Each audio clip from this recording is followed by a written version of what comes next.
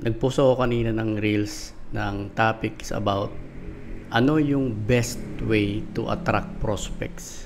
Medyo nakakabitin lang yung sa reels, no? So ito yung long version, guys. Pag-usapan natin to, no, para ma-apply mo talaga siya sa business mo. So ano ba yung best way to attract prospects? Ganito yan. Parang bubuyog, no? 'Di ba yung bubuyog, na-attract siya sa magandang garden. Na-attract siya sa mga bulaklak. Tingin mo bakit? Bakit na-attract yung bubuyog doon sa bulaklak? Dahil meron siyang mapapala doon sa nectar. Correct? So kahit ikaw mismo, 'di ba ma-attract ka kung alam mong may mapapala ka sa isang bagay? 'Di ba?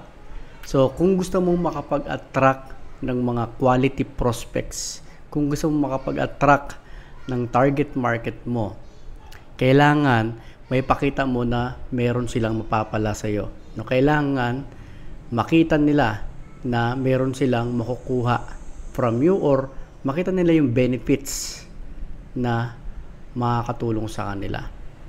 Okay? So, kailangan ma-communicate mo sa kanila yan ng malinaw. No? Ano ba yung makakatulong sa kanila? Right?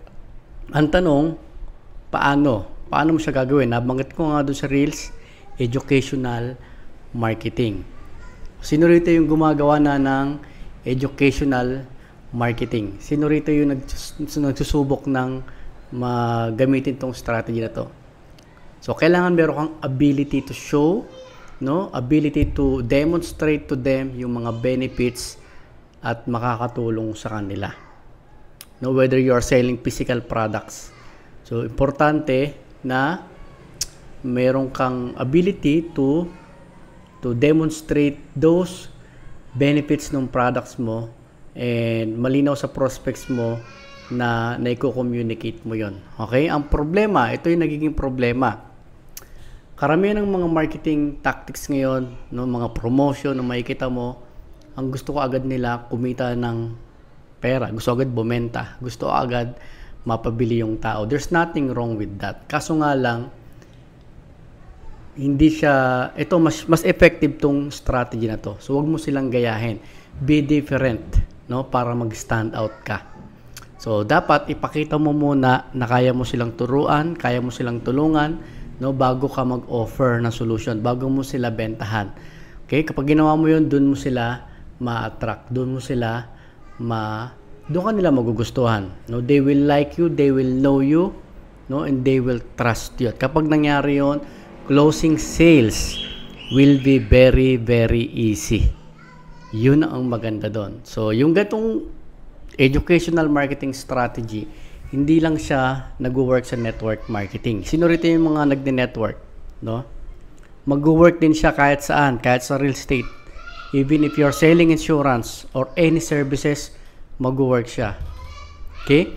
May mga nagtatanong, paano naman yan, Coach Marvin, kung beginner pa lang ako? Paano ko makakapag-educate ng people? How can I educate my prospects?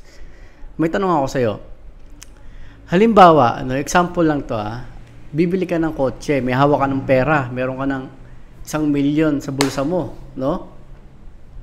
Ready ka nang bumili ng kotse mo. So, nagpunta ka sa car dealer at meron kang nakausap na dalawang salesman. Si salesman A and si salesman B. Si salesman A, hindi kanya masagot, no? Yung mga questions mo, hindi kanya masagot. Ang sabi lang niya, newbie pa ako eh. Bago lang ako, sir eh. Tapos, samantalang si salesman B naman, inassist ka din niya.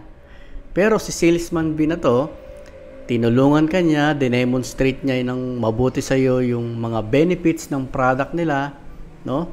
And in-address niya yung mga objections mo. Sa tingin mo, kanino ka bibili? Obviously, kay salesman B. Tama? Bakit? Kasi nagpakita siya ng concern at nagbigay siya ng value sa iyo. So, ganun lang din sa business mo. Sa business mo, mahalaga na aralin mo yung binibenta mo. Dapat alam na alam mo yung products o services mo. So, bago ka sasabak sa marketing, kailangan ikaw mismo, no, 100% ay alam mo yung binibenta mo. Hindi pwedeng isasagot mo sa prospect, sir, bago lang kasi ako eh. Newbie lang kasi ako, sir eh. Okay? So maglaan ka ng 2 to 3 hours at least per day, no, sa pag-aaral ng produkto mo kung bago ka pa lang. No? Sa loob ng 1 linggo, ang dami mo nang alam niyan. No, baka kabisado mo na 'yon. Right? So ngayon, paano mo ma-educate? Anong strategy? Sa mga marketing post mo, gamit ka ng mga content in a form of video, no? Pwedeng article. No, lahat 'yan, guys, ay learnable skills.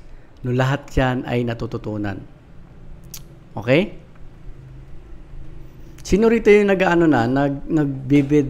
marketing na? Sino rito yung nagpo-post na ng mga articles?